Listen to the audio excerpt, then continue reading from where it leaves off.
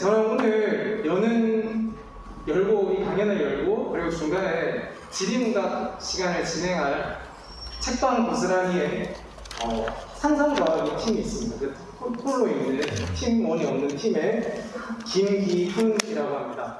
여러분들은 언제 기후위기를 심각하게 느끼셨습니까?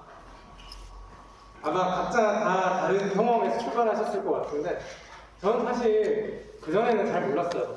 근데 2018년 그레타 툰베리라는 한 청소년이 학교 파업을 시작하면서 갑자기 뭔가 죽비로 맞은 듯한 기분, 빡! 머리를 탁 맞은 거예요. 그래서 완전 정신이 번쩍 들어서 뭔가를 해야 되겠다는 생각으로 여러 가지 일들을 해온 것 같습니다. 저처럼 아마 여기 계시는 분들도 기후위기 문제에서만큼은 당사자성을 느끼고 이 자리에 앉아 계실 것 같아요. 세상은 점점 나빠지는 것처럼 느껴지기도 하고요. 그런 삶 속에서 좀 두려움도 느끼고 걱정 같은 것도 있으실 것 같고요. 그럼에도 불구하고 뭔가 계속 이야기를 나누고 뭔가 고치려고 애쓰는 사람 덕분에 희망을 얻기도 하시는 것 같아요. 저는 이 기후위기 공부를 하면 할수록 사실은 더 이렇게 막 답답하잖아요. 이 세상이 어떻게 되려는지 알면 알수록 더 답답하긴 한데 마냥 답답함만으로 끝나지는 않는 것 같다는 기분도 듭니다. 그러니까 뭔가 제가 발딛고 있는 현실이 조금 더 명료해지면서 좀 정신 또렷해지는 그런 느낌도 받게 되는 것 같아요. 아마 저처럼 여러분도 생각하실 것 같고요. 그래서 오늘 공부하시고 이 자리에 오셨다고 생각합니다. 오늘의 주제는 아시다시피 대기과학자가 들려주는 기후위기 이야기 첫 번째 시간입니다. 오늘은 주로 우리나라의 기후변화에 대해서 얘기를 나누게 될 것 같고요. 기후박사님으로 통하십니다. 계명대학교 지구환경과 김혜동 교수님을 이 자리에 모셨습니다. 그러면 오늘의 강연자이신 김혜동 교수님을 여러분들의 힘찬 박수로 모시도록 하겠습니다.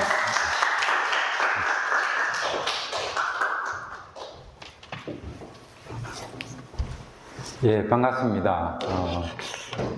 늦은 시간에 이렇게 많이 와주셔서 감사하다는 말씀 먼저 드리고 싶습니다.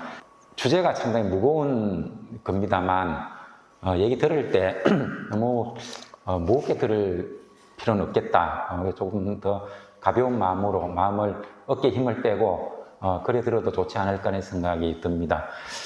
이 주제와 관련돼서 제가 무엇을 얘기하고 싶은가 하면은 기후 그 자체의 지식 이런 것보다는 우리가 긴 지구 역사 안에서 어떤 의미로 우리가 살고 있는가, 그래서 우리는 왜 그 기후위기 문제를 이렇게 심각하게 받아들여야 할까, 뭐 이런 얘기를 좀 하고 싶었습니다. 근데 그런 얘기는 내일 앞에 좀 이렇게 나오기 때문에 그때 하도록 하고, 오늘은 우리나라 얘기를 좀 가능하면 여러분들 질의응답 시간에 확보될 수 있도록 너무 길지 않도록 그렇게 말씀을 드리도록 하겠습니다.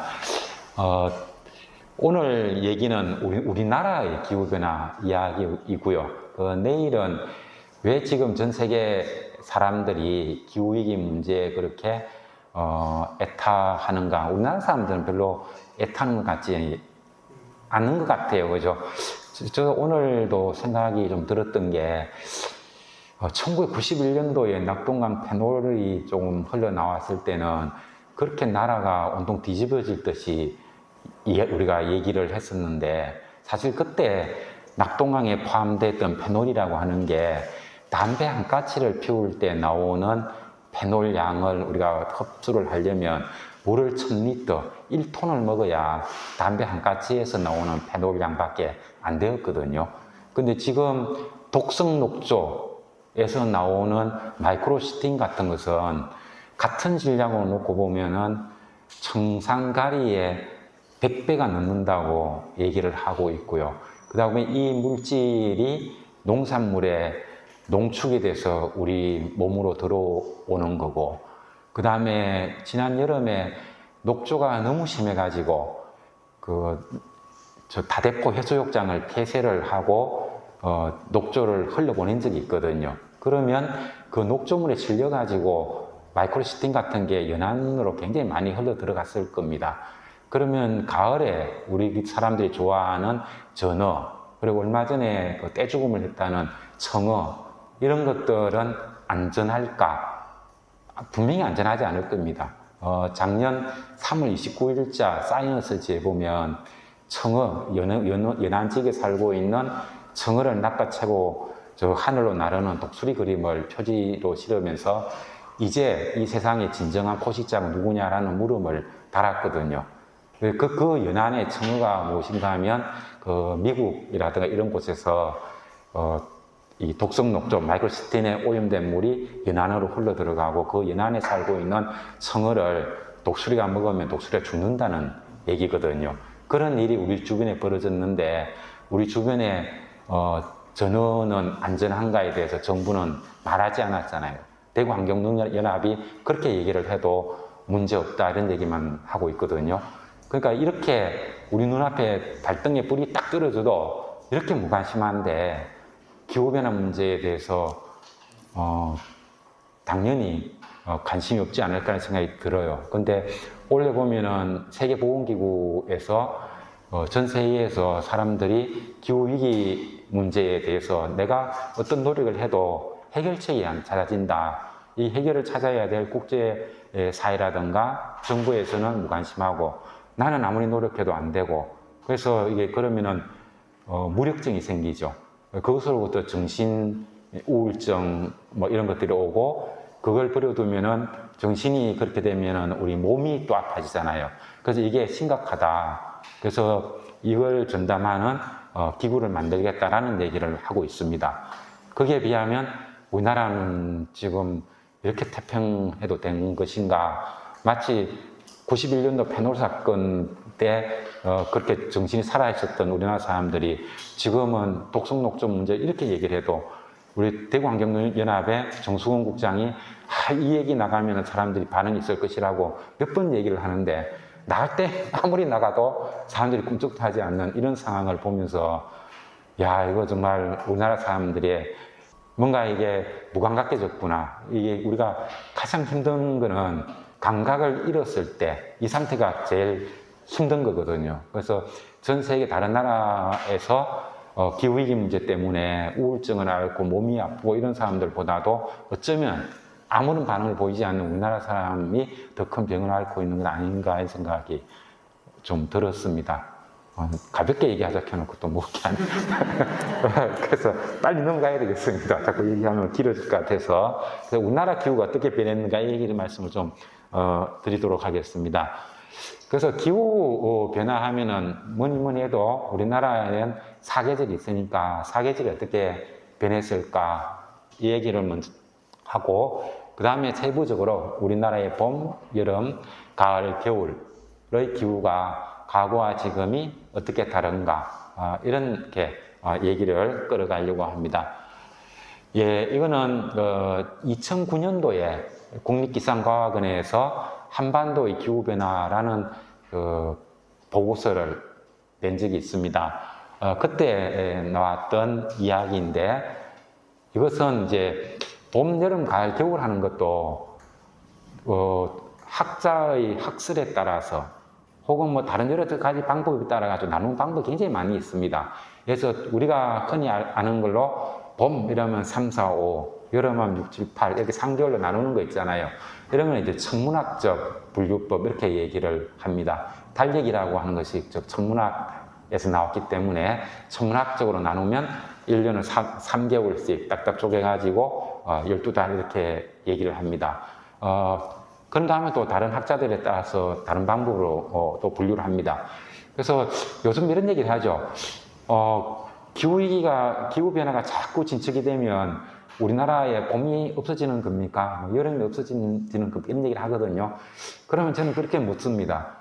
적도지방에는 봄이 있을까요? 없을까요?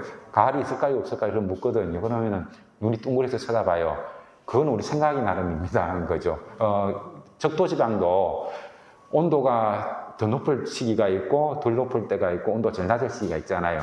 그러니까 적도에도 기온을 어떻게 보느냐에 따라 가지고 사계절이 있다라고 얘기할 수도 있는 것이고 또 어떤 기준, 우리나라 기상청 같은 기준으로 보면 당연히 봄, 여름, 가을은 없고 여름밖에 없는 것이죠. 그래서 모든 것은 우리 인간이 낳은 거기 때문에 그 어떤 시각으로 보느냐에 따라 가지고 달리 말할 수가 있습니다. 근데 이것은 이제 그 지리학 아시잖아요. 지리학은 우리가 지금 요새 학문이 분류가 굉장히 많이 있는데 모든 공학은 토목공학계에서부터 이렇게 떨어 나온 학문이고요. 그 다음에 자연과학은 전부 지리학에서 나왔습니다. 그래서 지리학은 거의 모든 자연과학을 다 다루고 토목은 또 모든 공학 얘기를 다 해결합니다. 그래서 대학 교수들이 공동연구할 때 제일 하기 싫어하는 사람이 자연과학자들은 지리학과 교수들하고 같이 일하기 싫고 공학하는 사람들은 토목하는 사람하고 하기 싫어요. 왜냐하면 좀 모르는 게 있어야 뭐 좀 이렇게 얘기가 할 텐데 이는 만능 박사들이 되나가지고 이야기하기가 상당히 좀 껄끄러운 뭐 이런 사람이 있습니다. 그래서 지리학에서 기후학을 합니다. 그 지리학에서는 기후를 분류하는 그런 쪽을 많이 하고 대기과학, 기상학과에서는 일기예보 하는 쪽으로 많이 합니다. 그래서 이거는 이제 우리나라 서울대 지리학과에 옛날에 이병설 교수라고 있었는데 이분이 제가 대학원 다닐 때니까 86년, 7년 이때 간첩단 사건에 연루가 돼가지고 직위를 다 잃은 분입니다. 동경도립대에서 학위를 하셨고 간첩 명의 남십자성이고 그래가지고 TV에 연속곡으로 나온 적도 있고 이런 분인데 어쨌든 이분이 학문적으로는 굉장히 뛰어난 분입니다. 그래서 우리나라에서 지리학적인 측면에서 기후 분류학 이런 학문적 체계를 다 갖춘 분인데 그분의 학설을 따라서 우리나라 기후를 이렇게 구분을 한 건데 그럼 저건 이제 뭐 비교했다는 얘기가 되겠죠. 우리나라의 그 기상 관측이 시작된 거는 원산이라든가 이런 그 항구에서 먼저 시작되었습니다.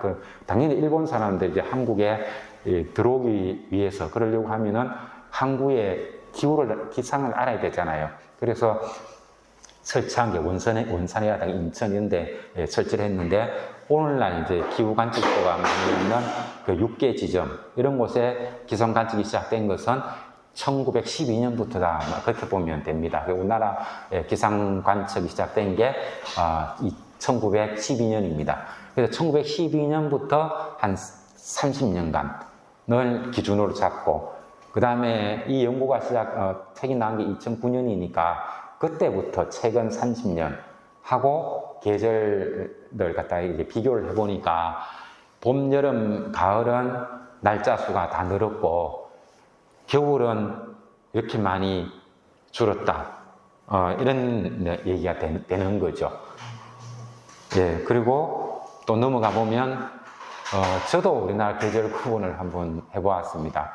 저는 어떻게 해봤는가 하면, 제가 대구에 1998년에 왔는데, 우리 기후자료라고 하면은 10년 단위로 끊어가지고, 최근 30년 평균을 기후라고 기후값이라고 얘기를 합니다.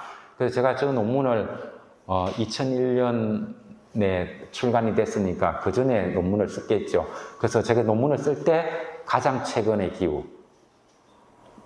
겁니다. 그러니까 제가 90년대 말 이때 우리나라 기후가 어떠했는가 하는 걸 이 데이터를 보면 되는데 저는 체감온도를 가지고 불쾌지수라는 거 있죠. 여름에 보면 그 불쾌지수가 값이 55 이하가 되면 추위를 느낀다 이렇게 분류가 됩니다. 그 값이. 그리고 70이 넘어가면 이제 더위를 느낀다고 합니다. 그리고 55에서 70 사이가 되면 덥지도 않고 춥지도 않습니다. 그러니까 이걸 가지고 계절 기준으로 잡으면 어느 정도 설득력이 있는 거죠. 그래서 우리나라에서 이게 55 이하가 나타나는 기간은 언제이고 그 다음에 55에서 70 사이는 언제이고 70이 넘는 시기는 언제인가 이렇게 이제 분류를 해보았습니다. 그랬더니 어떻게 나오는가 하면은 우리나라 내륙 지역의 경우에는 겨울이 11월부터 4월까지가 55 이하로 나왔습니다. 그러니까 겨울이 6개월이 되는 거죠. 그리고 봄이 5월달 한 달, 5월 한 달이고 가을은 10월 한 달이고 그 다음에 여름은 6, 7, 8, 9, 4개월 이렇게 분류가 됐고요. 그다음에 해안 지역은 내륙보다는 좀 낮습니다. 왜냐하면 바다가 열의 스펀지 역할을 해주기 때문에 온도가 그렇게 많이 안 떨어지고 상대적으로 보면 그렇게 많이 안 올라가고 이렇게 되기 때문에 5월, 6월이 봄이고 생각하면 6월이면 한여름인데 저때 보면 봄 이렇게 분류가 됐습니다. 그리고 9월, 10월 두 달이 가을이고 그래서 역시 겨울은 11월에서 4월까지 6개월이 겨울로 나왔습니다. 그리고 7, 8월 두 달이 여름에 해당된다. 그래서 저걸 보면 어떤 생각이 드는가 하면 우리나라가 역시 겨울 중심의 나라였구나. 1년 중에 6개월이 겨울이었구나. 이걸 알 수가 있죠. 연세 드신 분들 생각해 보면은 우리나라 여름 지나는 것보다는 겨울 지나는 게 굉장히 힘들었다는 이 추억을 아마 이게 되살릴 수가 있을 겁니다. 그리고 또 하나는 보면 우리나라 교과서에 보면 사계절이 뚜렷하고 삼천리 금수강산에 이런 좋은 얘기 다 하는데 사실 그렇지 않다는 걸 알 수가 있죠. 원래 기후학적으로 보면 우리나라는 겨울이 길고 여름도 길고 봄, 가을은 사실 없는 거예요. 여름에서 겨울로 넘어가고 겨울에서 바로 여름으로 넘어오고 그 중간에 있는 거는 전이 기간에 불과한 겁니다. 그게 왜 그럴까 생각해 보면 우리나라가 서해라는 바다가 있지만 그 바다의 수심이 깊은 데 가도 30m밖에 안 됩니다. 그리고 폭도 굉장히 좁죠. 그래서 이게 우리는 서해 바다 뭐 이렇게 얘기를 하지만 이게 미국에 있는 호수, 하다못해 일본에 있는 비파호 이런 데 비교해 봐도 비파호만 해도 80m가 넘거든요, 수심이. 그리고 어마어마하게 규모가 크고. 그래서 이게 마른 바다라고 하지만 큰 나라에 가면은 호수보다도 규모도 작고 수심은 말도 안 되게 작습니다. 얕습니다. 30m밖에 안 돼요. 그래서 열적인 완충 역할을 못 해주는 겁니다. 그래서 우리나라는 사실상 중국 대륙에 붙어 있는 대륙 지역입니다. 그래서 지리학에서 나눌 때 해양성 기후, 대륙성 기후 이렇게 나누는데 우리나라는 삼면이 바다로 쌓여져 있으니까 당연히 해양성 기후 아닐까 생각할지 모르지만 사실은 대륙성 기후입니다. 겨울엔 굉장히 춥고 여름은 굉장히 덥고 그런 거죠.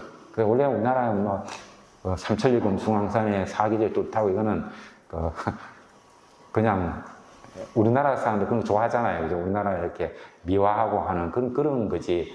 그렇게 좋은 건 아니다. 그리고 우리나라 토양도 외국에 이렇게 나가보면 아시겠지만 토양이 굉장히 박토죠.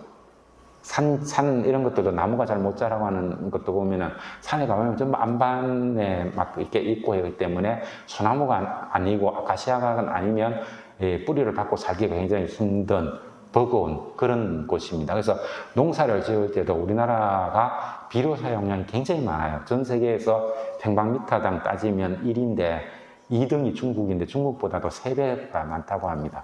물론 그렇게 많은 비료를 쓸 필요는 없는 거죠. 그렇지만 학비료가 들어가지 않으면 농사가 힘든 그런 이제 박토의 땅에 우리가 살고 있는 겁니다. 자, 그 다음에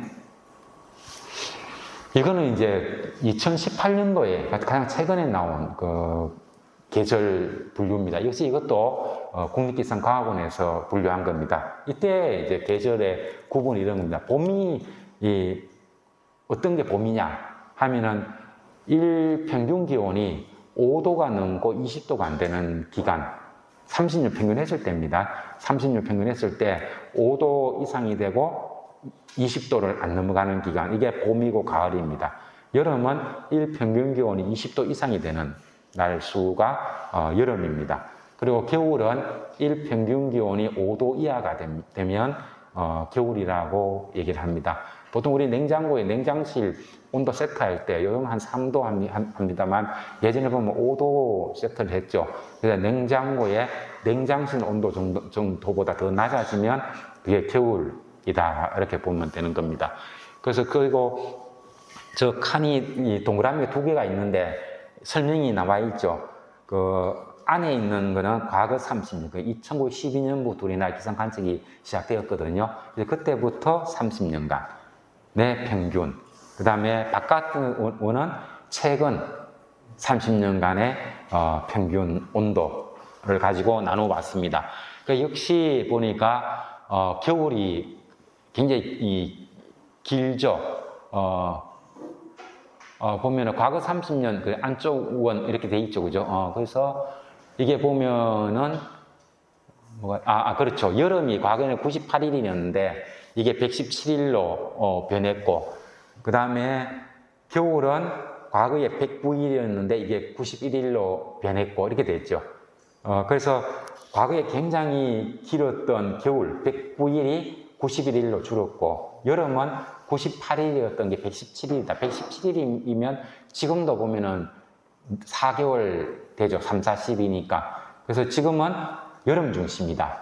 그래서 과거에 제가 논문을 썼던 30년 전에는 우리나라가 확연한 겨울 중심의 나라였는데, 이제는 여름이 가장 긴, 여름이 주도하는 나라로 변했다. 이렇게 알 수 있습니다. 그리고 봄과 가을은 날짜 수는 거의 차이가 없습니다. 봄이 과거 85일이었던 게 지금 88일이 되었고, 가을은 73일이었는데 69일입니다. 그래서 봄은 사흘이 많아졌고, 가을은 4일이 짧아졌습니다. 그래서 늘어난 거, 줄어드는 거 하면 1일밖에 차이 안 나잖아요. 그래서 봄, 가을은 합치면 일수의 변화가 없고, 여름이 대폭 늘어나고, 겨울이 대폭 줄었다. 이게 우리나라 사계절 변화입니다. 그러면 봄, 가을은 어떻게 변했는가 하면 대신에 봄이 빨리 시작되고 빨리 끝난다. 그 다음에 가을은 늦게 시작해가지고 늦게 끝난다. 그런 차이. 그러니까 봄, 가을은 기간이 이제 시프트 된다. 이제 이동이 된 거고, 여름은 길어졌고, 겨울은 많이 짧아졌다. 이게 우리나라 기후의 특성입니다. 그리고 이거는 이제 여름 하면은 이상고온, 폭염 이야기를 하는데요. 이거는 이제 제가 만든 그림입니다. 기상 관측이 시작된 그 30년 동안의 평균에서부터 표준 편차, 이 시그마, 표준 편차 2배를 벗어난 일수 이렇게 됩니다. 저건 가면은 젊은 분들은 기억이 나고 당사면 나겠지만, 고등학교 책에 보면 확률 분포 해가지고 가우스 분포, 정규 분포라는 게 있습니다. 그 중에서 이 시그마가 벗어나면 발생 확률이 1% 이하가 돼요. 그래서 아주 나타나기 어려운 상황이다 그 말이죠. 결국은 그러니까 점체 일어나기 어려운 고온 일수 이걸 나타낸다는 겁니다. 그게 과거 한 1970년대 이전만 하더라도 많아도 한 사흘 아니면 하루 1일 정도에 불과했다는 거죠. 근데 그 이유가 되면은 눈으로 보다시피 이상 고온 일수가 90년대 이후가 되면은 폭발적으로 증가하고 있습니다. 그리고 이제 아까 말씀드렸듯이 우리 봄철의 기후 변화의 특성이 무엇인고 하면은 일찍 시작되고 일찍 끝난다. 이게 하나의 특성이 되겠고요. 그 다음에 또 하나는 봄이 빨라지기도 하는데, 그리고 봄에 갑자기 고온 현상이 나타난다. 이런 특성이 있습니다. 그래가지고 이게 보면 이런 얘기를 합니다. 요즘 대학교 학령 인구가 많이 줄거든요. 애들도 적게 태어나고. 그 애들이 얼마나 적게 태어나는가 하면, 제가 82학번이거든요. 제 동기들이 한 110만, 120만이 되는데, 제 아들이 이제 반올림하면 30살이거든. 제 아들이 대가 한 60만 명 정도 돼요. 그리고 지금 얼마 태어나는가 하면은 20만 밖에 안 되잖아요. 원래 20만 떨어진다 하거든요. 그러니까 한 30년이 한 세대라고 얘기하는데, 한 세대가 지나면 반토막이 나는 거죠. 근데 지금은 반토막보다도 더 나는 거예요. 60만, 64만이던 게 30년이 지나고 나니까 20만으로 떨어지고 있거든요. 그러니까 이런 것을 기하함수적으로 떨어진다는 얘기를 합니다. 그렇게 가고 있습니다. 그래서 대학교가 지금 이제 신입생이 없어가지고 맨날 미달이 나고 막 이렇게 하잖아요. 그래서 이 지방대학이 이제 고사될 거다 이런 얘기를 할 때 어떤 순서로 문을 닫을 거냐, 벚꽃 피는 순서대로 망할 거다 이런 얘기 많이 들어보셨잖아요. 그죠? 그래서 옛날에는 이 벚꽃이 밑에서부터 피가고 위로 이렇게 올라가잖아요. 요즘도 이제 그런 해를 많이 볼 수 있습니다만 어떤 해는 동시에 펴버리죠. 서울하고 지방하고 동시에 펴버리고 하고 또 간혹 가다가는 오히려 중부지방이 먼저 피고 밑으로 내려오기도 해요, 이게. 네, 그렇게 변하는 거죠. 그리고 이게 이제 온도가 갑자기 확 올라가면서 꽃이 빨리 확 펴버리니까 이 꿀벌들이 빨리 이 꿀을 따로 나가야 되는 겁니다. 그래서 얘가 겨울을 지나고 이제 알에서 부화가 돼가지고 좀 성숙되고 나서 일을 하러 가야 되는데 크기도 전에 빨리 지금 꽃이 펴가지고 빨리 일을 하러 가야 되는 거예요, 이게. 그래서 일을 하면 안 되는 어린 놈이 꿀을 따러 가는 거죠. 그러니까 체력이 안 돼가지고 얘가 죽는 겁니다. 이게 이제 꿀벌이 사라지는 이유 4가지인가 5가지인가 이렇게 얘기를 하는데 첫 번째가 이상기후, 즉 기후변화의 원인 하는데 그게 뭔가 하면은 겨울이 따뜻하고 봄이 빨리 온도가 올라가면서 꿀벌이 커지기 전에 꽃이 빨리 펴버린다. 이 얘기가 이제 첫 번째 얘기가 나옵니다. 그 다음에 두 번째로 얘기하는 게, 우리나라 농약 성분 중에 그 신경 쪽에 이제 작동하는 물질이 있대요. 니오 뭐라고 하던데, 이게 이제 들어가면은 방향 감각을 잃어버린다고 하네요. 그래서 농림부에서 얘기는 안 하는데 양봉하는 사람들은 강력히 항의를 합니다. 유럽하고 미국 이런 데서는 그 농약 성분은 못 쓰게 돼 있는데 아직 우리나라는 그 규제가 안 돼가지고 농약에 그 신경계를 갖다 마비시키는 이 성분이 들어있답니다. 그래서 거기에 꿀들이 노출이 되다 보니까 꿀을 따가지고 집을 못 찾아가는 거죠. 이게 그래가지고 길을 헤매다가 죽는다 이 얘기도 나오고 그 다음에 대기 오염 얘기도 나오고 또 뭐 한두 가지 있던데 자, 기억을 잘 못하겠습니다. 근데 5가지 중에 결국은 대기오염 한 가지 빼고는 다 기후변화하고 관계가 있습니다. 농약도 많이 치는 이유가 기후변화 때문에 습해지고 온도 높아지고 하니까 병충해가 많다 보니까 농약을 많이 치는 거잖아요. 그런 식으로 5가지, 꿀벌이 사라지는 5가지 요인이 있는데 그 중에 한 4가지가 결국 기후변화의 직접 원인이든가 간접 원인이다. 그리고 농산물 중에 꿀벌 없이 생산이 안 되는 게 전체 중에 한 63%가 이렇게 해당이 된답니다. 그래서 여러분들 인터넷에 꿀벌, 기후위기와 꿀벌을 한 찾아보면 그런 사진도 있더라고요.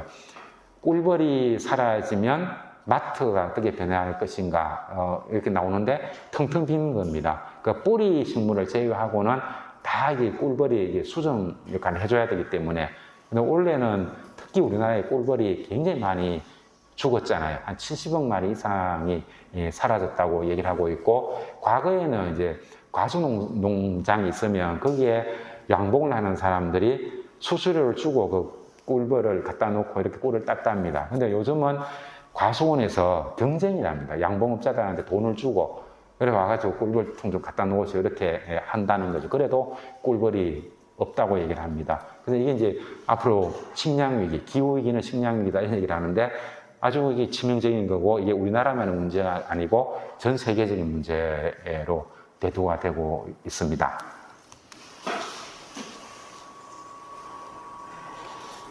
그리고 이제 봄철에 이제 빨리 고온화된다. 봄철 기온은 5도에서 20도 사이라고 얘기했잖아요. 그러니까 일평균이 5.1도 이렇게 돼도 겨울이 봄인 거고 19.9도도 봄날이거든요. 그래서 고온으로 나타나는 경우 날이 많다. 4월달 되면은 4월에 30도 넘어가는 거는 뭐 이제 이상하다고 생각도 안 하는 거죠. 그렇고 그 다음에 금년에 우리가 막 산불도 많이 나고 이렇게 했는데 금년이 작년 12월 달부터 이제 가뭄이 이어졌는데 무강수일, 연속 무강수일, 비가 한 방울도 안 오면서 쭉 이어진 일수는 기상관측 역사상 가장 길었고 그 다음에 강수량만 따지면 1973년에 이어가지고 두 번째로 강수량이 적었습니다. 그 결과로 이렇게 이제 산불도 많이 나고 그 다음에 식수원이 말라서 대구의 그 수성구하고 뭐 동구입니까 이런 사람들은 우리는 낙동강물을 안 먹고 운문댐 먹는다 자랑하는데 못 먹었잖아요. 이게 이제 이런 일이 벌어졌습니다.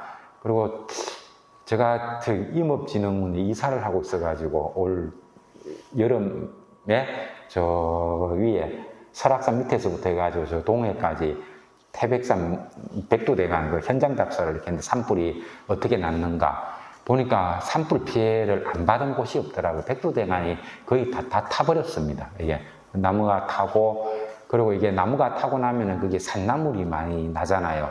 아, 정말 그 말 맞더라고요. 산나물이 굉장히 많더라고요. 내년 봄에 그쪽에 강원도 이쪽에 가면 고사리에 명리나무래 이런 거 굉장히 많습니다. 이제 그 말이 맞더군요. 산불이 나면 이게 산나물이 많아진다는 거죠. 근데 하여튼 그런 피해가 있었고, 6월 달에는 우리 밀양에도 거대한 산불이 나고 그렇게 했죠. 이런 일들이 비일비재하게 자주 발생한다. 그리고 이게 원래는 뭐 우리나라도 그렇고 전 세계적으로도 보면은 금년 기후의 특성이 무엇입니까 하면은 한마디로 얘기하면은 때이른 고온 현상. 인도에서 3월 달에 벌써 일최고기인 월 평균이 34도가 넘었습니다. 그래서 3월 달에 폭염 사망자가 막 나오고, 그 다음에 유럽에서도 8월 달에 폭염 사고가 지금까지 다 났는데, 올해는 5월 달에 폭염이 시작됐고, 6월 하지가 되니까 저 터키, 독일 이런 데까지 이제 폭염이 시작이 되었고, 프랑스 경우에는 6월 달에 고온 현상이 어떤가 하면 2050년이 되면 프랑스의 파리가 이렇게 됩니다 라고 겁을 줬던 그 기후가 6월 18일 날 나타난 거예요. 그리고 라인강에 말라서 이게 바닥이 드러나고, 프랑스 아시잖아요. 프랑스 원전의 나라 프랑스에서는 강물이 말라가지고 냉각수가 없어가지고 원전을 못 돌렸잖아요. 그래서 프랑스가 독일에 천연가스를 사서 주고, 독일이 전기를 만들어가지고 프랑스에 주는 이런 일이 벌어졌습니다. 그러면 하면 또 다른 것도 많이 있는데 그건 다음 주 얘기하고, 근데 다 내일이군요. 그래서 우리나라에서도 이게 때이른 고온 현상, 폭염 이런 게 나타났습니다. 그리고 이제 여름철이네요. 여름 기후 하면은 우리나라 강수량이 여름 장마 시기에 집중된다. 1년에 내리는 총 강수량 중에 한 50에서 60%가 6월 하순에서 7월 하순 사이에 집중적으로 쭉 이렇게 내립니다. 그게 보면은 1941년부터 79년의 평균치를 보면 위에 있는 그림입니다. 그렇게 보이죠. 위에 보면 그렇게 돼 있는데, 이게 71년부터 2005년까지를 이렇게 보면 장마 시기에 비가 적게 오고, 장마가 끝나고 나면 그때부터 비가 많이 옵니다. 그래프상으로도 이게 딱 입증이 돼요. 그래서 이게 기상청에서는 장마 시작, 장마 끝 이거를 내부적으로만 얘기하고 사실 바깥으로는 얘기를 안 하거든요. 2000년대 이후가 되면. 왜냐하면은 이 사람들이 옛날에 장마 시즌이 이렇게 되면은 여름에 휴가를 얻잖아요. 그럼 휴가를 언제 얻을 것이냐 하면은 장마 끝나고 나면은 휴가 얻어가지고 이제 놀러 가야지 이렇게 생각하고 있는데, 기상청에서 이제 장마가 다음 주 수요일 날 끝납니다. 그러면은 그럼 그 주말부터 이제 바캉스 가야지 싶어서 휴가를 내면은 장마 기간 동안 비가 안 오는 거죠. 안 오다가 기상청이 장마 끝났다 하면 그때부터, 그날 주말부터 비가 쏟아지기 시작하거든요, 이게. 그런 시기가 굉장히 오래됐습니다. 네, 그래서 기상청이 이걸 엄청 들어먹는 거죠. 그러다 보니까 이게 장마 얘기하는 게 무의미하다. 그래서 그냥 우리도 동남아시아나 이런 데처럼 그냥 우기라고 얘기하자. 그래서 여름 우기가 시작된 걸로, 그래서 가을까지 그냥 쭉 이어가지고 그냥 우리도 그냥 우기라 하자. 근데 기상학적으로 보면 장마전선이라고 하는 정의가 맞는 현상은 벌어지고 있거든요. 비가 패턴이 그렇게 안 바뀌었을 뿐인 거고. 그래서 기상청에서 내부적으로 장마 시작, 장마 끝 이거는 정하지만 일반 국민들한테 뭐 장마 얘기는 그렇게 잘 안 하는 편입니다. 뭐 그래도 다 세워 나가더라고요, 그죠? 그래서 언론에서 언제 장마가 끝납니다, 뭐 이런 얘기를 하니까 기상청 방침과 관계없이 사람들에게 알려지고, 그 사람들은 장마가 끝나면은 비가 안 오는 걸로 생각하는데, 그렇게 생각하면 착각이라는 겁니다. 그래서 저 옆에 있는 얘기도 마찬가지입니다. 장마 시기하고 장마 이후, 8월 이후를 보면 8월 이후가 비가 더 많아졌다 하는 게 기록으로도 나타납니다. 그리고 저희 사람 뭘까 싶어서 밑에 막대 그래프로 나타냈는데 막대 그래프도 보면 7월 달이 장마 비가 내거든요. 이제 7월 달보다는 8월 달에 비가 더 많죠. 예, 이게 이제 가을 장마, 그러니까 여름 장마 시절에 비가 우리가 많이 온다는 이건 이미 이게 유효 기간이 다 끝난 그런 얘기라는 걸 우리가 알 수가 있습니다. 그리고 이제 여름철, 가을 일때도 보면은 비가 집중호우 형태로 많이 옵니다. 그 전체 1년 동안 봐도 1년 동안에 비가 오는 날수 이렇게 하면은 과거 한 1970년대 이전이라면 우리나라에 비가 1년에 한 120일 정도 왔거든요. 근데 지금은 얼마 온가 하면은 80일도 안 옵니다. 75일 내외밖에 안 와요. 그러니까 비가 오는 일수가 굉장히 많이 줄은 거죠. 근데 강수량은 한 30mm 정도 늘었습니다. 과거보다. 그러니까 비가 한번 올 때 많이 온다는 얘기입니다. 그냥 폭우 형태로 비가 많이 온다는 거죠. 그리고 이번에 이제 국감 날 그 기상청장이 국감 받을 때 인사말로 이제 이런 얘기를 하더라고요. 우리나라의 장마나 비 패턴 이것도 이미 수명을 다 했고, 그 다음에 이게 비가 오면은 집중호우 형태로 오고, 그래서 예보가 굉장히 어려워지고 있다. 그럼에도 불구하고 열심히 해보겠습니다. 이런 얘기를 하던데, 이 비가 오면은 이렇게 아주 좁은 지역에 집중해가지고 비가 옵니다. 그러고 우리가 기상청이 봄, 가을에는 예보를 되게 잘하거든요. 좀 그럴 겁니다. 비가 몇 시부터, 내일 몇 시부터 비 옵니다. 그러면 거의 딱 맞춰서 비가 오고, 그친다면 그치고, 양도 거의 맞고 이렇게 하거든요. 근데 그건 왜 그런가 하면, 우리가 이 편서풍 지대에 있기 때문에 중국에서부터 동해를 향해 가지고 쭉 이동해 옵니다. 그래서 위성사진에서 이렇게 보면은 이놈이 오는 게 보이거든요. 그러고 레이더 빔을 쏘면은 그 안에 비를 내릴 수 있는 양이 얼마나 있는가, 이걸 알 수가 있어요. 그러니까 다 보이는 거예요, 저게. 그래서 잘 맞출 수밖에 없는 거죠. 근데 이제 요즘 오는 저런 비는 우리나라 주변에서 저 비구름대가 만들어집니다. 그래서 먼 데서 안 보여요, 이게. 그래서 저런 비를 가지고 게릴라성 호우다, 이런 용어를 쓰죠. 그 게릴라성 호우하는 걸 원래 일본 사람들이 만든 용어인데, 우리나라도 2000년대 이후에 게릴라성 호우라는 얘기를 많이 썼습니다. 그래서 게릴라가 뭔가 하면은 평소에는 안 보이는 것들이죠. 안 보이는데 어느 날 갑자기 내 옆에 있는 이런 사람들이 총을 들고 막 나오면 이게 이제 게릴라잖아요.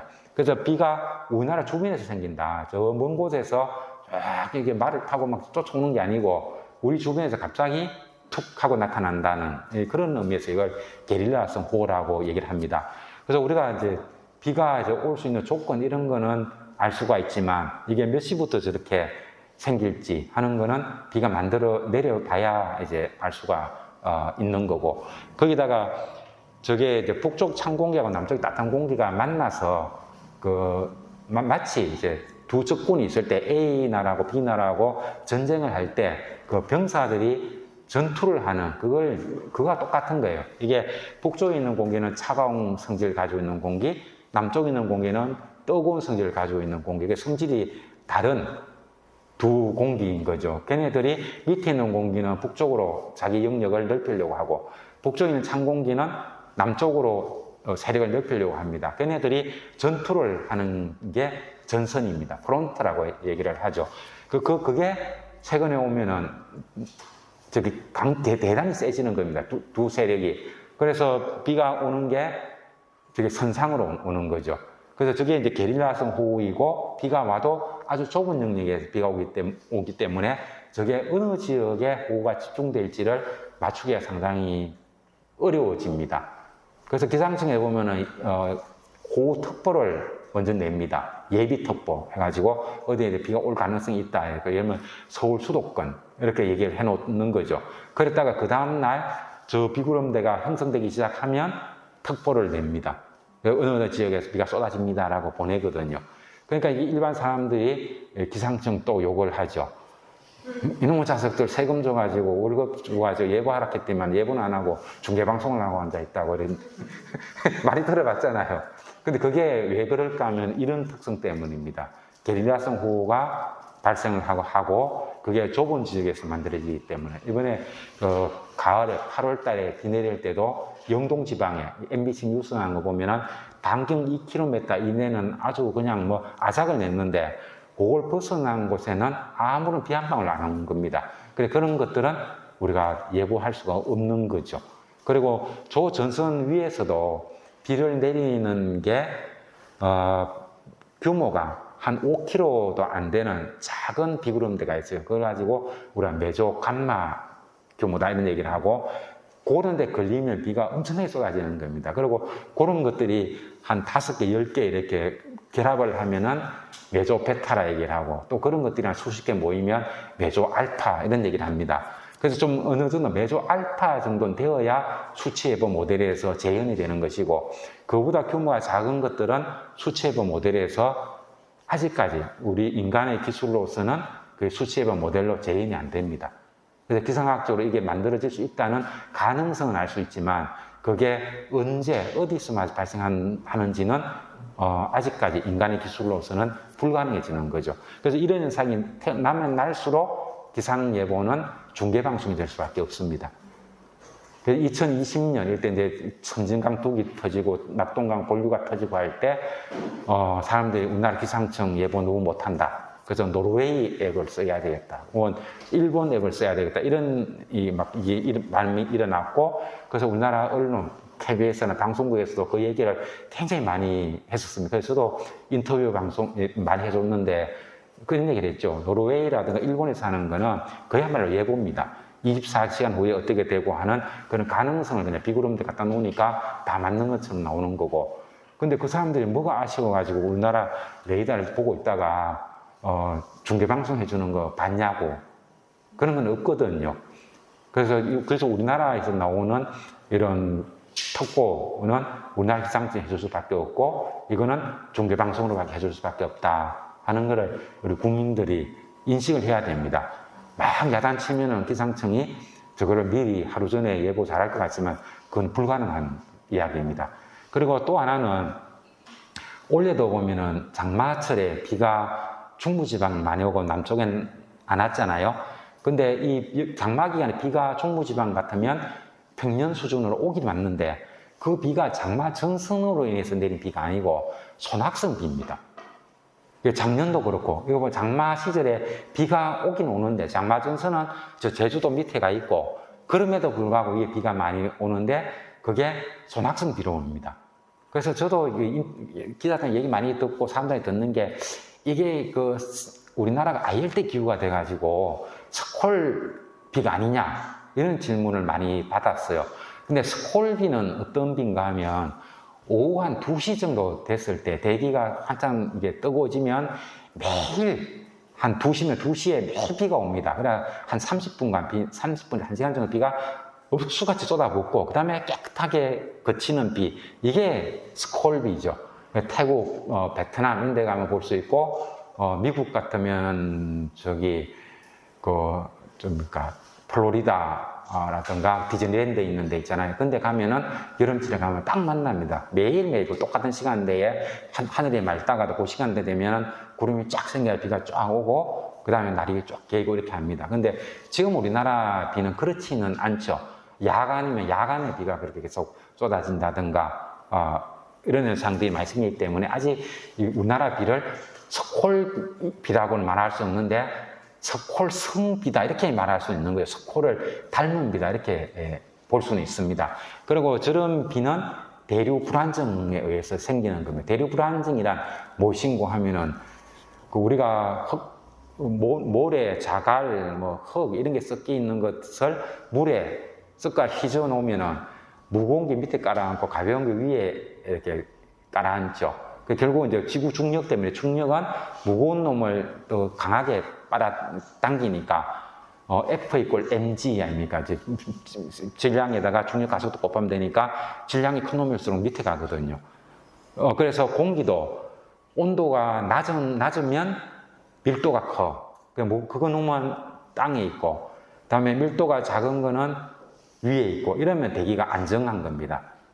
근데 밑에 뜨거운 공기가 있고 위에 차가운 공기가 있고, 그러면 차가운 건 밑에 오려고 하고 밑에 있는 뜨거운 거는 위로 가려고 하는 거죠. 그래서 우리 초등학교 다니고 이럴 때, 요즘은 이제 바뀌었는데 왜 냉장고는 냉동실을 위에다 둡니까? 뭐 이런 거 시험 문제도 나잖아요. 왜냐하면 냉기는 밑으로 가기 때문에. 난로는 왜 밑에 두느냐? 난로에서 뜨거워진 공기는 위로 가기 때문에 밑에 놔줘야 공기가 대류 현상을 하면서 방 전체를 데워줍니다. 이런 얘기 배웠을 겁니다. 그런 원리로 공기가 운동을 하는 거죠.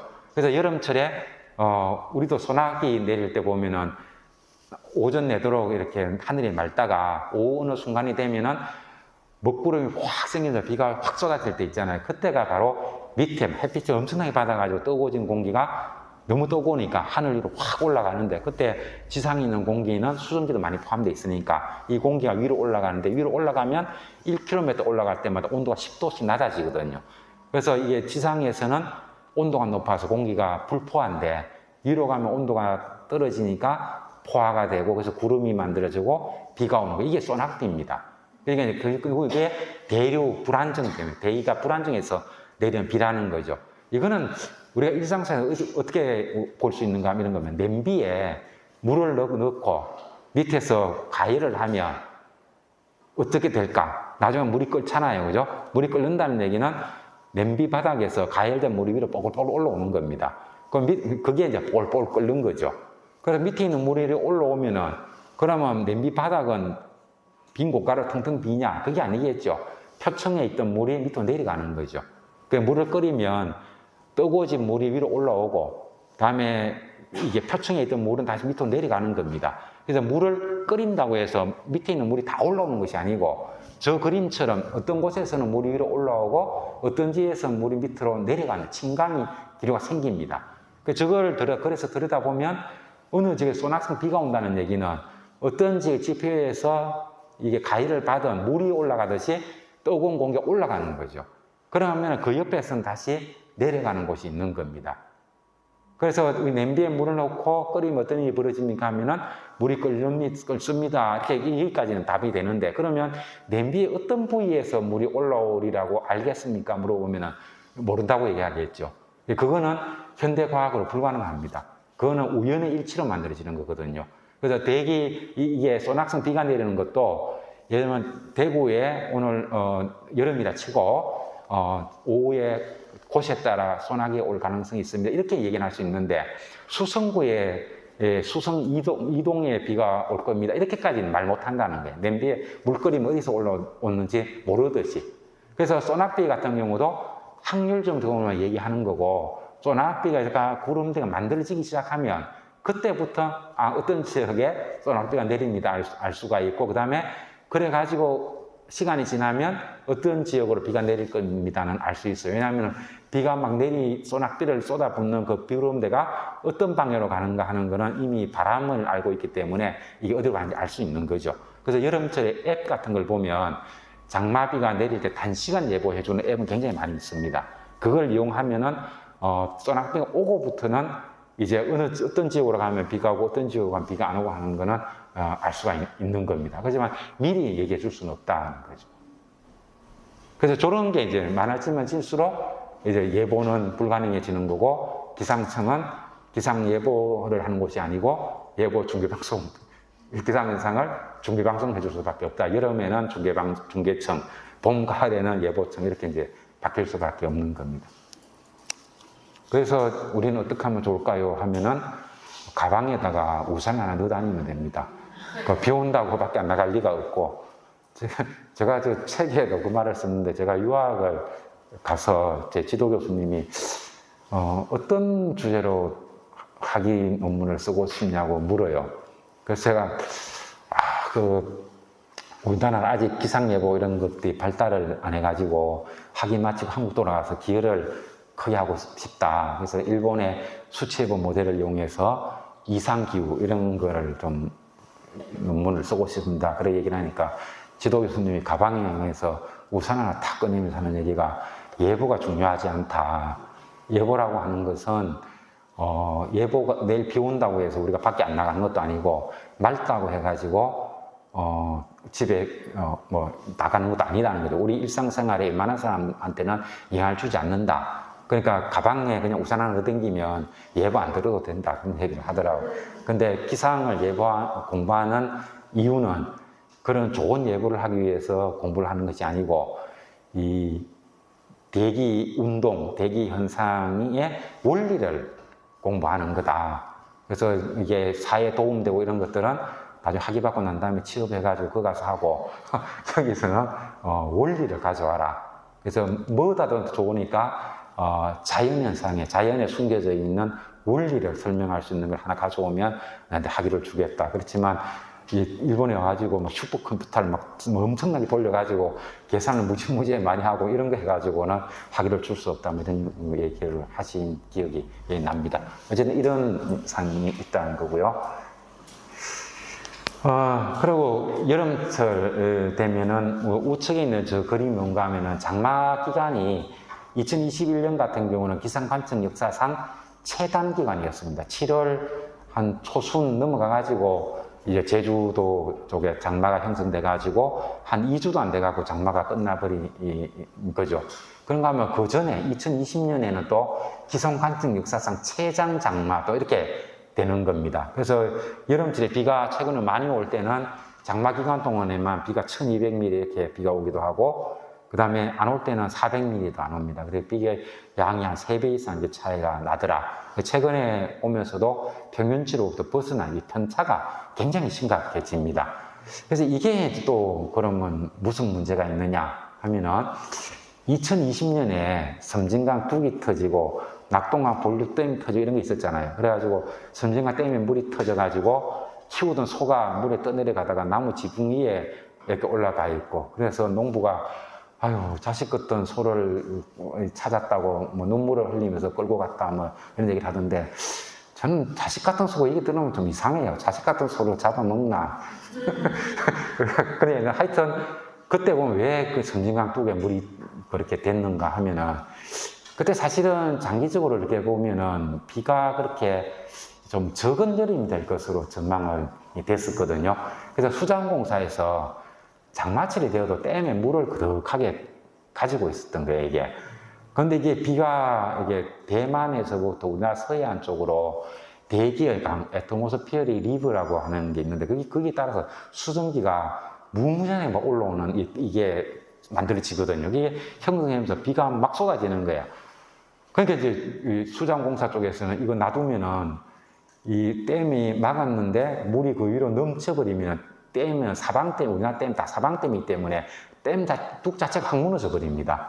그래서 밑에가 좀 위험하더라도 물을 갖다가 빼내야 되는 거예요. 그러니까 이제 밑에는 폭우가 쏟아지는데 거기다가 위에 물이 그득하게 담아놔가지고 그 물을 갖다가 흘려보내 놓으니까 그 두 개 합쳐져가지고 섬진강 댐이 막 넘치고 이렇게 됐었거든요.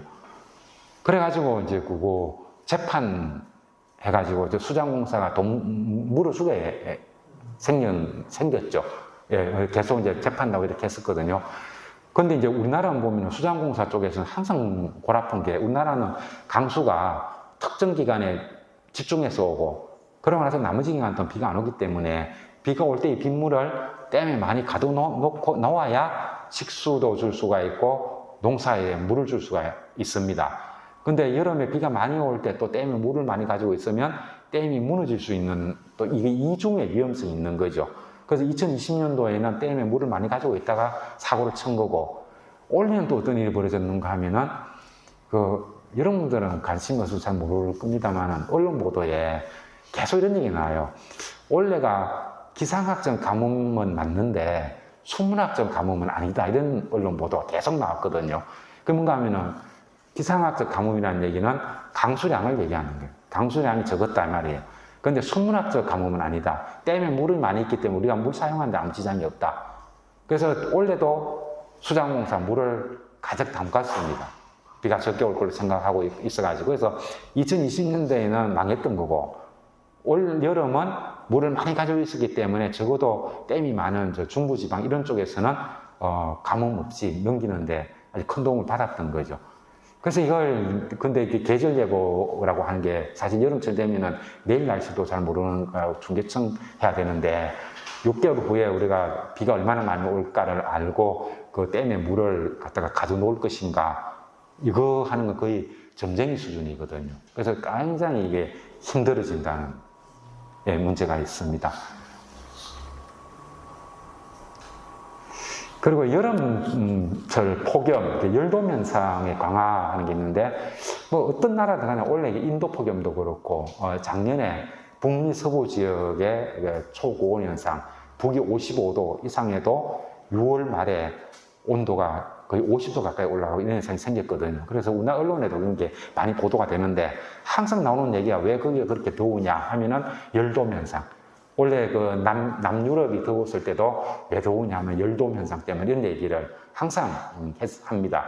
그 열돔 현상이 뭐냐 하면은 그야말로 공기를 갖다 이렇게 차단한다는 이게 돔 구장 알잖아요. 돔 구장이 있으면 돔 안에 있는 공기가 위로 못 빠져나가죠.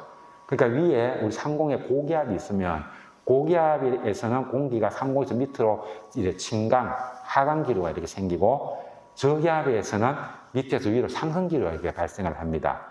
그래서 위에 고기압이 이렇게 있으면은 고기압에서 공기가 내려오면 저 상공에 있는 공기가 1km 내려올 때마다 온도가 10도씩 올라갑니다. 그래서 여름철에 상공 한 5km 위에 가면 한 영하 12도 정도 되는데 거기에서 공기가 진강을 하게 되면 거기서 한 5km, 6km 올라가면 50에서 60도 정도 올라가 버리거든요. 그래서 고기압이 덮고 있어가지고 거기서 진강기류가 생기면 당연히 공기가 뜨거울 수밖에 없어요. 그리고 고기압이 있으면 진강기류가 생기니까 이 구름이 안 생깁니다. 구름이 안 생기면 태양 복사에너지가 많이 내려오겠죠. 그러면 지표가 뜨거워지면 아까 그 소낙비 얘기할 때 지표가 뜨거워지니까 가열된 공기가 위로 올라가면서 구름 만들고 비 내린다 얘기했잖아요. 근데 위에 고기압이 튼튼한 게 있어가지고 진강기류가 이렇게 쭉 내려와 버리면은 지상에서 가열된 공기도 위로 올라갈 수가 없잖아요. 그래서 위에 있는 고기압에서 내려오는 공기가 돔의 그 천막처럼 밑에 있는 공기가 위에 못 올라가도록 이렇게 막고 있다는 거예요. 한마디로 소뚜껑 역할을 한다는 거죠. 밑에서 물이 끓어도 소뚜껑을 꽉 덮어버리면 그 위로 물이 못 올라오는 이런 역할을 한다는 거죠. 근데 우리나라 같은 경우에 뭐 여름철이면 북태평양 고기압을 항상 덮습니다. 우리나라 여름철이 뭡니까 하면은 북태평양 고기압이 지배하는 계절. 겨울이 뭡니까 그러면은 시베리아 고기압이 덮고 있는 계절 이렇게 얘기하면 되거든요. 그러니까 여름철에는 북태평양 고기압이 우리나라를 덮게 되고 그러면 저기서부터 진강기류가 발생하고 그래서 여름철에 쨍쨍 해가 비추고 이렇게 합니다. 근데 저 북태평양 고기압 하나만 이렇게 덮고 있으면 지상에 공기가 굉장히 가열이 되면 그 공기가 부력을 얻어가지고 위로 올라가서 구름도 만들고 비가 내립니다. 근데 최근에 보면 저 티벳 고기압이라는 게 있어요. 티벳 고온 있잖아요. 저기가 겨울철에 눈이 많이 오면 봄이 되고 여름이 돼가지고 태양 복사 에너지가 내려 쪼여도 햇빛은 반사율이 굉장히 높거든요. 그럼 스키장에 가면 맨눈으로 스키장 가면 안 되죠. 눈 봉사돼 버립니다. 반사가 많이 되기 때문에. 그래서 이게 선글라스 항상 끼고, 그럼 스키장 가고 보신 분은 오늘 제 수업 들으면 본전 뽑았네. 맨눈으로 가면 봉사되거든요. 선글라스 딱 끼고 그래 가야 되거든요. 이게 반사를 많이 시키는 거야. 그러니까 티벳 고온이 가열이 안 되죠. 근데 최근에 오면 저 티벳 고온에 눈이 안 와요. 그래서 이게 맨 땅으로 이렇게 있거든요. 거기다가 이제 봄이 되고 이렇게 하면 태양 복사가 내려오면은 티벳 고온이 굉장히 가열이 됩니다. 그럼 가열이 되면 위에서 이제 상승기류가 막 생길 거 아닙니까? 그게 하늘 위로 올라가면은 위에 가면 성층권이 있습니다. 성층 위로 못 올라가거든요. 그러면 지상에서는 열을 받아서 상승기류가 생기는 저기압인데 성층권 쪽에 가면 이제 올라온 공기가 옆으로 퍼져나가야 되잖아요. 이걸 발산이 생기는 걸 고기압이라고 얘기를 합니다. 그래서 티벳에는 지상은 저기압이고 상공에는 고기압이 만들어져요. 그 고기압이 우리나라 쪽으로까지 넘어옵니다. 그리고 저기 원래 가면은 유럽까지도 덮쳤습니다. 원래 원래 유럽이 굉장히 폭염이 강했던 게 티벳 고기압의 영향을 크게 받았던 거죠. 그래서 저게 두 개까지 되면은 더블돔이 생기는 거죠. 밑에 북태평양 고기압이 위치를 하고 그 위에 또 티벳 고기압 또 덮어버려요. 그러면 두 개의 고기압이 누질러 버리면 밑에서는 어지간하게 가열돼 가지고는 공기가 상승을 못합니다. 이런 사례가 전형적으로 나타났던 게 2018년도입니다. 2018년에 그렇게 더웠는데 40도, 38도 이렇게 더웠는데 소낙비 한 번 안 왔잖아요. 소낙비 경험 없죠. 그러니까 구름 한 점 안 생기는 겁니다. 그게 바로 저 북태평양 고기압과 티벳 고기압이 같이 우리나라를 덮었기 때문입니다. 저게 이제 티벳 고원에 겨울에 눈이 안 오기 때문에 나타나는 현상인 거죠. 그러니까 이런 일이 우리나라에도 나오고 있습니다.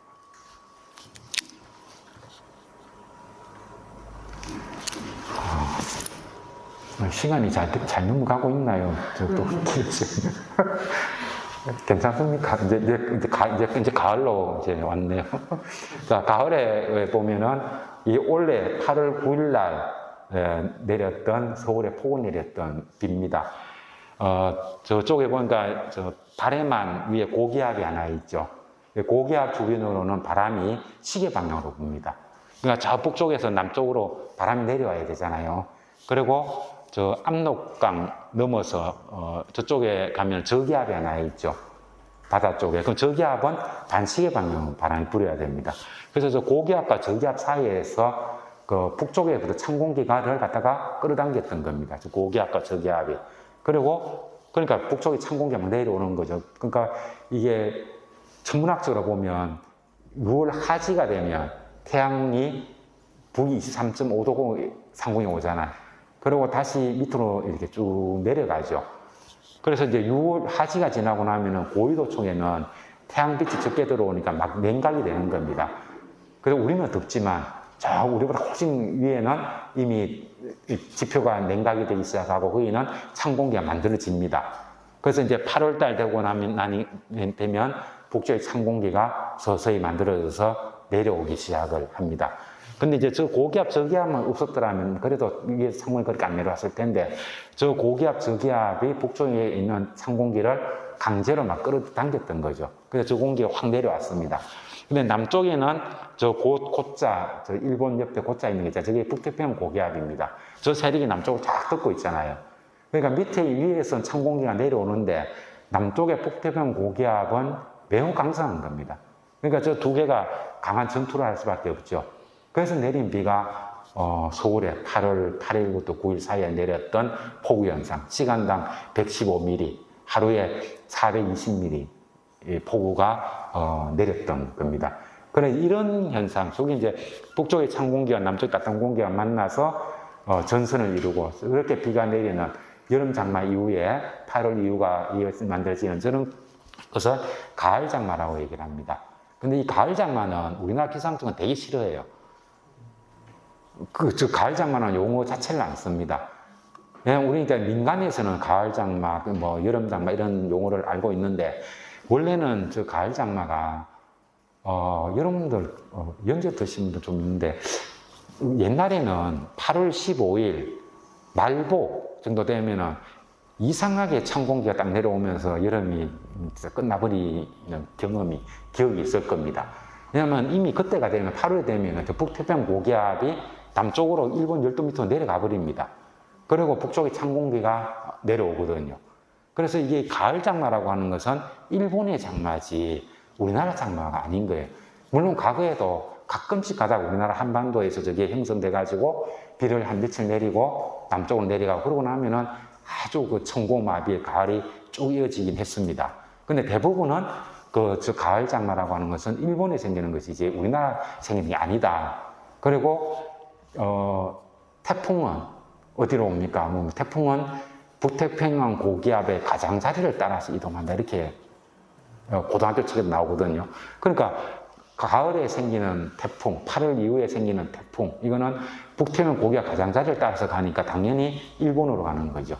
그래서 우리나라의 가을 태풍이 온 거는 1959년에 사라오 태풍 이외에는 2000년대 이전에 우리나라로 온 건 없어요. 근데 2002년 태풍 매미부터 해가지고 루사 이런 것들이 이제 막 올라오기 시작하고 최근에는 보면은 가을에 태풍이 안 올라오는 해가 없습니다. 그게 바로 북태평양 고기압이 가을이 되어도 이제는 일본 열도 밑으로 안 내려가고 우리나라를 덮고 있다. 예, 그러니까 이게 바로 여름이 길어졌다는 얘기하고 똑같은 얘기입니다. 여름은 북태평양 고기압이 우리를 덮는 지역이라는 겁니다. 그리고 이제 태풍이, 여름 태풍은 효자 태풍. 항상 그런 건 아닌데, 여름 태풍은 효자 태풍의 가능성이 많고, 가을 태풍은 사람을 죽이는 태풍입니다. 그러니까 슈퍼 태풍 이런 것들 전부 가을 태풍이고, 여름 태풍은 여름처럼 우리는 굉장히 더운데 열대 해역은 아직 그렇게 고온이 아닙니다. 그래서 태풍이 강한 게 안 만들어져요. 그래서 여름철에 어떤 해는 효자 태풍이라는 거 하면 여름철 장마철에 비가 많이 안 올 때가 있거든요. 400mm 올 때 있잖아. 그럴 때 태풍이 올라오면은 여름 태풍은 바람이 강하지 않기 때문에 다른 피해는 안 주고 비만 잔뜩 내리는 겁니다. 그러니까 효자 태풍이라 얘기하는 거죠. 근데 가을이 되면은 이건 이번에 흰남노 올 때도 이게 우리나라 남해안 수온도 31도가 넘었거든요. 그러니까 어마어마하게 강한 태풍이 만들어지고 그게 올라오면은 거의 뭐 근데 큰일 나는 거예요. 그게 슈퍼 태풍인 거예요. 근데 그 슈퍼 태풍이 우리나라 쪽으로 찾아오는 그런 기압 패턴이 만들어졌다. 그런 얘기로 이해하시면 되겠습니다. 그래서 우리가 그 흰남노가 끝나고 나서 이 남마돌이라는 태풍이 왔었는데 이 남마돌은 앞에 왔던 흰남노보다 더 강한 태풍이었죠. 그래서 이 남마돌의 예보 경로를 보면 처음에 14일 날에는 경로가 우리나라 서해안이라고 예보가 났었습니다. 그랬는데 다행히 북쪽에 찬 공기가 많이 내려오면서 이걸 방향을 확 틀어가지고 저기 휴수에서부터 급변을 해가지고 일본 쪽으로 갔거든요. 그래서 이제 우리나라 쪽으로 왔더라면 우리나라가 이 위험 반은 오른쪽에 접어들게 되고 저기 흰남노가 더 강했고 이렇기 때문에 큰 피해가 날 수가 있었던 거죠. 그래서 이런 위험천만한 상황이 있었고 그 다음에 또 하나는 2019년 이게 9월 17일 날 왔던 태풍인데 이것도 올라올 때 작은 글자를 읽어보면은 미국 기상청에서 예보하기를 이 하기비스가 우리나라 한반도로 올라간다고 예보했다는 게 기사 제목입니다. 근데 안 왔죠, 그죠? 근데 이게 이제 일본에 가가지고 일본 나리타 공항 옆에 찌바 이런 데 하루에 1300mm 비를 내렸습니다. 그리고 후쿠시마에서부터 일본 열도 밑에까지 전 구름으로 다 덮고 뭐 비가 적게 와도 500~600mm 이상, 학고나 이런 데는 뭐 산지 같은 비가 훨씬 많이 오고 그 다음에 후쿠시마에 그 쌓아놓았던 방사능 오염 물질 이거를 갖다가 전부 저기 태평양으로 쓸어가고 했던 그 태풍인데 이것도 조금만 빨리 왔으면 그냥 한반도로 왔는데 요 직전에 찬 공기가 내려오면서 이걸 일본 쪽으로 틀어줬습니다. 그런가 하면은 작년에 태풍 참투 이게 또 올라오는데 우리나라 쪽으로 오고 싶은 거죠. 그런데 위에서 찬 공기가 물질이니까 못 와가지고 사흘을 저 상하이 앞에서 우리나라 오고 싶어가지고 버텼거든요. 그래서 제주 시내에 비가 600mm가 넘었고 한라산에는 1000mm가 넘었습니다. 그러다가 역시 또 일본으로 갔습니다. 최근에 보면은 이게 태풍이 정말 한 일주일만 빨리 저런 태풍이 우리나라 오기 시작하면 그 경로가 일본이 아니고 우리나라가 됩니다. 그리고 가을 태풍의 경로는 어딘가 하면은 동해 쪽입니다. 여름 태풍은 그 서해로 올라오고 가을 태풍은 동해안으로 가거든요. 그 우리나라 우리 월성 1호기 원전 이거 야단난 겁니다. 원래도 그 흰남노가 그 원래 예보대로 그걸 유지하면서 갔더라면 수위가 10m 훨씬 넘었을 거고 흰남노가 왔을 때 새벽 1시 반인가 찍은 사진을 보면은 이게 파도가 30m였습니다. 월성은 그 수위가 그 해상으로부터 10m 정도밖에 안 돼요. 그 엎어치면은 바로 그게 뭡니까? 후쿠시마 원전 사고예요. 근데 또 우리 사람들 어떻게 그렇게 아무런 위험을 안 느끼는지 그러니 뭐 기후변화 이게 뭐 머리에 들어오겠습니까? 암만 얘기해봤자 우리 독경이에요, 이게. 그리고 이건 하기비스 같은 거라든 이런 예보가 와도 우리나라 언론에서는 이렇게 받아들여야 되거든요. 이게 비록 일본으로 갔지만 이제 슈퍼 태풍은 남의 나라 문제가 아니고 이제 우리의 문제가 있다. 이렇게 언론에서 접근해야 되는데 오늘은 하는 얘기가 다행히 일본으로 갔다 끝. 이건 정말 비정상이거든요. 만약에 언론에서 이거를 원래대로 미국 기상청에서 하계비스를 우리나라 쪽으로 예보를 냈다. 비록 안 갔지만 왜 안 갔을까를 얘기를 해주고 이게 이런 행운이 우리에게 계속 다가올까요? 이렇게 얘기를 했더라면 우리나라 사람들이 이렇게 기후위기 문제에 이렇게 뭔가 생각이 없을 수가 있을까 하는 겁니다. 그러니까 우리나라가 첫째로는 학교의 환경교육을 다 없애버렸죠. 2009년 이명박이 되고 난 다음부터 학생들 환경을 몰라요. 기후변화 교육 안 시켜요. 이게 문제가 있고, 두 번째는 언론이 엉망인 겁니다. 이게 제대로 현상을 갖다가 깨뚫어보지 못하고 그저 이게 뭘 시간대로 해가지고 기상청이 잘 맞췄니 못 맞췄니 미국이 잘 맞추니 뭐 일본이 잘 이런 얘기만 자꾸 하고 있거든요. 그래서 이래서 안 된다. 근데 우리나라 언론 개혁은 정치 때문에 문제만이 아니라 이런 사회 현상을 갖다가 정면을 바라보지 않는다는 거. 이런 점에서 우리나라 언론들은 굉장히 아무리 비난을 받아도 부족하다고 생각을 합니다. 그 겨울철은 이제 뭐 온도가 높고 비가 많이 와가지고 꽃감이 그냥 부패하는 2016년도 일이죠. 그리고 겨울철에 비가 100mm 이상 오는 경우도 종종 있습니다. 그런가 하면 또 이게 2021년 겨울이죠. 보면 36년 만에 한파 이런 얘기가 있었고요. 그러니까 이렇게 되면은 한파가 오면 무엇이 생깁니까 하면은 동상 걸릴 수도 있고 감기도 많이 발생하고 그다음에 동파 사고도 생기고 교통사고도 많이 생기고 뭐 한정 많이 찾아볼 수가 있죠. 이런 문제가 발생되면은 좀 사회가 마비되는 현상이 생기죠. 그리고 우리가 이제 계속 눈이 오고 이렇게 하면은 또 거기에 걸맞게 대응을 할 수가 있는데 어떤 해는 또 비가 많이 오고 온도가 높아서 야단이고 그게 몇 년 이어지다가 또 갑자기 한파가 오고 그러다 보니까 종잡을 수가 없는 그런 상황이 됩니다. 그리고 우리나라의 이제 지자체라든가 우리나라 행남부 이런 데 가면은 그 기상 데이터를 볼 줄 아는 전문가가 없어요. 우리나라 기상 공부하고 제 쪽에서 일하는 사람은 부산시청에 7급짜리 별정직 하나밖에 없습니다. 그래서 뭐 비가 오고 태풍이 오고 이렇게 하면은 뭐 대통령 주재가 밤샘 하면서 태풍이 오니 아니 이게 지켜보고 있잖아요. 제가 언론에서 그 얘기 많이 했거든요. 아, 미쳤냐고. 왜 그걸 보고 앉아있냐고. 그거는 기상청이 하는 거고 세상에 어떤 나라가 최고 책임자가 밤샘을 하면서 태풍이 오는지 안 오는지 방향이 바뀌는지 안 바뀌는지 이거 보고 있는 나라가 어디 있냐. 그리고 국가의 중요한 일이 태풍만 있냐. 다른 일도 있지 않냐. 그럼 해야 될 사람들이 자기 일을 제대로 하면 되는데 그걸 못하고 그러고 까막눈이잖아 그 사람들. 그 이번에 태풍 흰남노 지나갈 때 포항하고 경주 사례를 보십시오. 그날 원래 예정대로 하면 통영으로 상륙해가지고 영일만으로 직통하는 걸로 돼 있었거든요. 그런데 대피 명령을 하나 내렸습니까? 뭘 했습니까?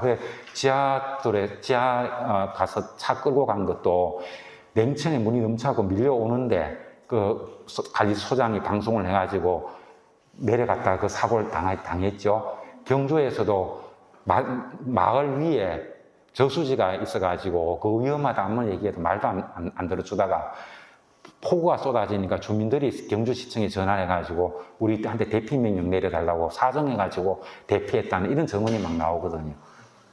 그래 이런 생각하면 우리가 기후위기 뭐 이런 얘기를 하는 게 얼마나 참 먼 나라 얘기인가. 왜 우리가 이럴 수밖에 없는가 하는 게 금방 알 수 있죠. 그리고 내일 얘기하려고 넣어놨는데 이번에 윤석열 대통령이 얘기했잖아요. 아나바다 운동하는 데 가가지고 아나바다가 뭐예요? 지난번에 알리백이 뭐예요? 이런 얘기를 했잖아요. 최고 지도자가. 근데 그런 나라에서 무슨 기후위기 제기가 대응이 되고 거기에 맞는 나라 구조가 바뀌어지고 국민 교육을 하고 이런 일이 가능이나 하겠습니까? 그래서 뭐 기대 난망이 같아요. 뭐 이런 얘기해봤자 우리 독갱일 끼고. 그래 어쨌든 뭐 관심 있는 사람들은 알아야 되니까 그래서 뭐 얘기를 한 겁니다. 그리고 지금까지 뭐 기후변화 요약은 지금까지 내가 얘기했던 내용입니다. 제가 서두에 말을 짧게 한다 했는데 또 길어졌네. 이게 다 나이 탓인 것 같습니다. 이상으로 마치겠습니다.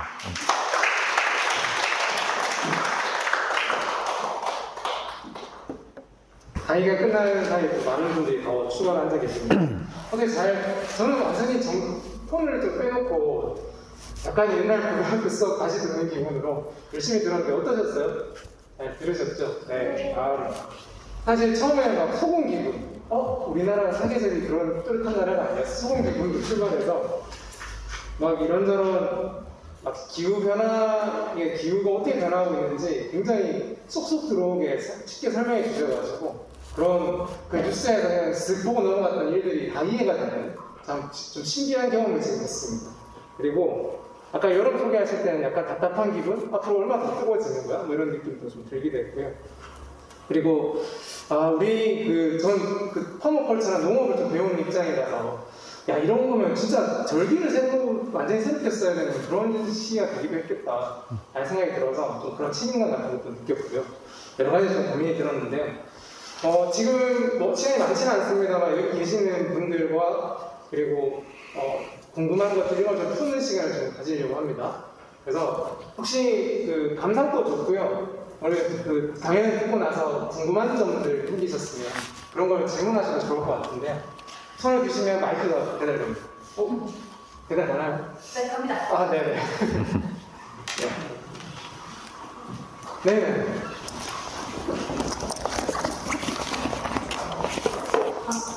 안녕하세요. 대전대학교 탄소중립 서포트로 활동을 하고 있는 학생인데요.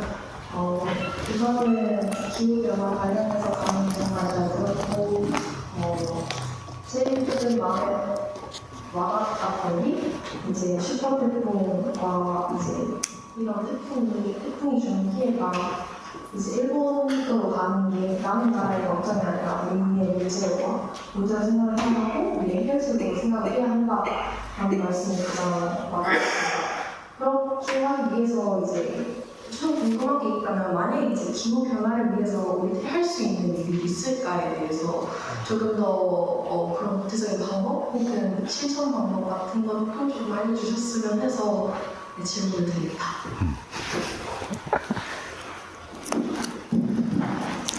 예, 저기 앞에 제가 그 얘기를 했죠. 세계보건기구에서 이 정신질환 관련분, 또 거기에 더 악화돼서 신체적으로도 병을 앓는 사람들이 많이 늘어나고 있다. 그래서 그 대응하는 기구 이런 것을 빨리 서둘러서 만들어야 하겠다는 얘기를 했다고 얘기를 하잖아요. 그리고 그게 왜 왔는가? 내가 할 일이 없다.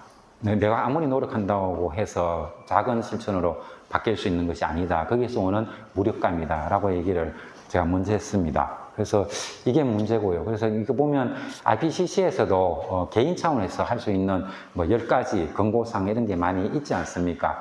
그래서 저도 그거를 소개를 하는데, 근데 그것만으로는 부족하다. 내일 주겠는데. 그래서 결론은 뭔가 하면 이게 호주에서 기후선거 했잖아요. 결국은 정치예요. 정치를 바꿔야 되거든요. 왜냐하면 이게 탈탄소를 가야 되는 거 아닙니까? 탈탄소. 근데 탄소가 뭔가 하면 우리 먹거리거든요. 우리 먹거리를 완전히 바꿔야 되는 거예요, 이게. 그렇기 때문에 작은 실천 갖고는 되는 문제가 아닌 거죠. 완전히 바꿔야 되는 거예요. 예를 들면 이런 겁니다. 2050 탄소 중립을 가잖아요. 어떻게 해야 되는가 하면 지금은 전기에너지 있잖아요. 석탄 발전소 너무 많아요. 없앱시다 이런 얘기를 하는데 전기를 사용하는 에너지가 30%고 화석연료를 바로 떼가지고 얻는 에너지가 70%입니다. 그래서 2050까지 뭔가 하면 지금 1차 에너지, 화석연료를 떼가지고 얻는 에너지 이거를 전부 전기에너지 바꿔야 되는 거예요. 집에서 난방도 천연가스로 하는 게 아니고 이거 전기 난방으로 다 바꿔야 되고 차도 전기로 가야 되고 이거 다 바꿔야 되는 거예요.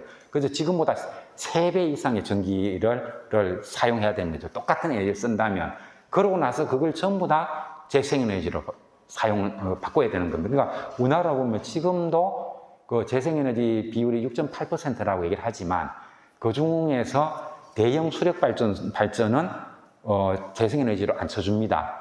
왜냐하면 대형 수력 발전을 만들면 그거는 환경 훼손이 많이 오기 때문에 소수력은 재생에너지지만 대형 수력 발전은 아니에요. 그래서 그거 빼고 나면은 풍력, 태양광 합치면 우리나라 4%밖에 안 되잖아요. 근데 이게 앞으로 2050까지 갈 때는 에너지 사용, 전기 사용량을 3배 이상 늘려야 되거든요. 그래 치면 우리나라 재생에너지 비율이 얼마냐 보면 1%밖에 안 되잖아요. 근데 이게 2030년이 되면 뭐죠? 8년 남았는데 한 50%까지 가야 되고, 그 다음에 2050까지 가려고 하면은 그것에 또 100% 남이 다 가야 되잖아요. 이게 가능할까?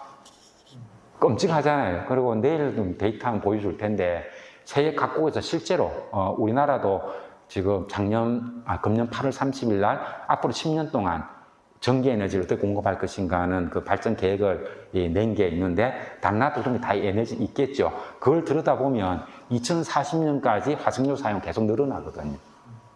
그러니까 사람들이 막 분노하고 이제는 평화 시위가 아니고 과격 시위로 가고 막 이렇게 되는 거예요. 그래서 우리가 내 자신의 그 실천으로는 너무 부족하다. 그래서 사회에 나가서 이 사회 자체를 바꾸는 수밖에 없다. 우리도 훨씬 더 좀 조급해져야 된다. 우리가 훨씬 더 총급해져야 된다는 그 말씀을 이제 내일 하려고 하는 겁니다. 그래서 오늘은 우리나라 것하고 오늘은 좀 짧게 해가지고 사람 오신 분들이 가면 빨리 맞춰준다 이래 좋다고 내일 많이 오게 하려고 했는데 제가 말이 길어졌으면 내일 그런 내용이 많이 들어가 있습니다. 네, 답변 되셨을까요? 네, 감사드립니다. 그 답변해 주신 박사님께 다시 한번 박수. 또 혹시 네네.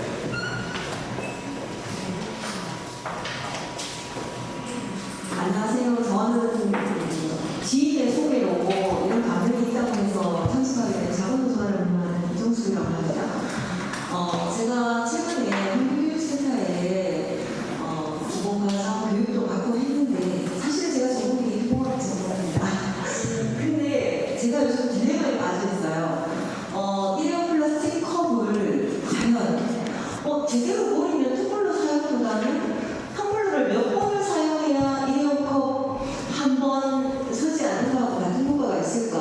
사실 제대로 버리면 되지 않겠나. 그리고 텀블러가 사실은 하나만 있는 게 아니잖아요. 유행에 따라서. 그리고 마트 가면 이게 커피 사면 텀블러 주는 거 많잖아요. 그래서 텀블러를 더 많이 구매하게 되고 또 이제 유행에 따라 그러다 보니까 버리는 것도 더 많아지니까 이게 또 쓰레기 문제가 되거든요. 그리고 또 하나 더 일회용 플라스틱 제품, 그 일회용 제품을 이렇게 배달을 시키면 이거를 과연 또 요즘 다용기도 쓰기도 하지만 개인 여기 그릇을 가져가기도 하는데 과연 이 음식을 먹고 이걸 재활용품 같은 경우는 씻어서 먹이잖아요. 그러면 세제라든가 물, 수질오염 문제도 있고 과연 어느 게 옳은지 제가 요즘 사실 아주 있는 상황인데 어느 게 좋을까요? 그렇습니다. 여쭤보고 싶었어요. 좀 간단히 말씀드리겠습니다. 사실 그 얘기만 나오면 좀 짜증이 나는데 사실은 금년 6월부터 우리가 그 일회용 플라스틱 보증금제 하기로 했었잖아요. 그죠? 근데 그거에 말도 안 되는 이유로 올 연말까지 가고 또 들다 보니까 사실상 보증금제가 물 건너가는 것 같은 생각이 듭니다. 결국은 이제 우리가 그 환경을 지키고 뭐 이렇게 가려고 하면 우리가 좀 불편, 그러나 고비용, 이거를 부담할 수밖에 없어요. 그거 없이는 규제라든가 이게 없이는 불가능한 거거든요. 그죠? 그런 면에서 볼 때, 우리나라에서는 뭐 기업하기 좋은 거라든가 뭐 이런 저비용이라든가 이런 논리로 이걸 안 한다는 게 너무나 화가 난다. 그리고 제가 대구에서 바이오 SRF 소각장 반대운동 이런 걸 많이 했잖아요. 그것 때문에 그런 과정을 통해서 얘기가 있었는데 서울에 가니까 이런 반대운동 하시는 변호사님이 저보고 이런 얘기를 하더라고요. 교수님, 우리나라는 왜 그 소각 문제 이런 게 해결이 안 된다고 생각합니까? 이런 물어요. 그래서 내가 환경명무 자석들이 제 역할을 안 해서 그렇죠. 그랬지만은 그게 아닙니다. 이게 뭔가 하면 우리나라가 그 쓰레기 처리 비용이 그 톤당 생활쓰레기 처리 비용이 10,000원이잖아요. 근데 다른 나라 가면 이거보다 그 일본 교토 같은 경우는 한 20만 원 정도 되니까 20배 비싸고, 유럽 같은 데도 프랑스가 제일 싼데 우리나라보다 8.5배 비싸고, 미국도 우리나라보다 6.5배가 비싸거든요. 그래서 우리가 쓰레기를 내면은 그걸 재분리수거하고 그다음에 소각치들도 친환경적으로 만들고 이렇게 하는 거예요. 그러니까 왜 그렇게 우리나라 안 못하느냐 이 얘기거든요. 그래서 그게 환경부가 탓이 아니냐 얘기를 했는데, 그게 아니고 기재부다 얘기를 해요. 왜냐하면 기재부는 그 비용만 생각하는 곳이잖아요. 그래서 환경부에서도 이 비용을 좀 높이고 그래서 처리 쪽 이렇게 하려고 하면 그 요 예산을 기재부에 따와야 되잖아요. 기재부 가면 항상 그런 얘기를 하는데, 아니 지금도 처리 잘 되고 있는데 민간 의탁 해가지고 하고 있는데 왜 높은 비용을 들이려고 하느냐, 이렇게 된다는 거죠. 그래서 이런 것들 보면 요새 누가 그런 얘기 많이 하던데, 기재부 진짜 없애야 됩니다. OECD 국가 중에 기재부 있는 나라 없습니다. 기획부라고 하는 것은 선택과 집중을 하라고 만들어 놓은 곳이죠. 선택과 집중은 다른 말로 듣기 좋은 얘기잖아요. 다른 말로 하면은 독식한다는 얘기예요. 그 다음에 그게 없으면 부처별로 예산을 나눠서 골고루 이렇게 발전하죠. 그러니까 좋은 말 듣잖아. 이거를 저 사람들 용어로 쓰면은 나눠먹기입니다. 똑같은 얘기도 어떤 용어를 쓰냐에 따라 이게 나눠먹기가 될 수 있고 독식이 될 수 있고 선택과 집중이 될 수 있고, 이런 게 골고루 나누는 게 있는 거예요. 그러니까 우리나라는 되면 고르게 발전해야 되는 것이지 그렇게 선택과 집중을 해가지고 한쪽에다가 몰빵하는 이건 아니거든요. 그래서 OECD 국가 중에 기획부를 두지 않는 거예요, 이게. 그래서 이런 문제 때문에 문제가 제대로 돌아가지 않고 모든 문제를 가지고 경제 논리로만 따지는 거죠. 그 우리나라 이게 뿌리를 찾아 들어가면은 거대 기관, 즉 검찰하고 기재부 있잖아요. 이게 너무 세고 여기서 나라를 갖다 좌지우지하다 보니까 나라가 너무 기형으로 돼 있고, 그리고 관련된 공무원들을 만나보면 제일 무식한 게 검찰하고 기재부거든요. 그래서 그런 사람들이 가지고 우리나라가 굉장히 너무나 왜곡되고 있다는 거, 이것도 좀 우리가 알아야 될 것 같습니다. 네, 고맙습니다. 집에 가서 좀 속 시원하게 주무실 수 있을까요? 네, 고맙습니다. 아까 말씀하실 때 내일 강연 맛보기 살짝 얘기해 주셨는데, 결국 정치, 정치를 해야 된다 이런 얘기고, 내일 또 값진 얘기들이 많이 나올 것 같습니다. 오늘 강연 들어주셔서 너무 감사드리고, 앞으로 또 현장에서 그 행동으로 이 위기를 함께 타개했으면 좋겠다는 생각이 듭니다. 여러분들 모두 고생 많으셨습니다. 네, 긴 시간 고맙습니다.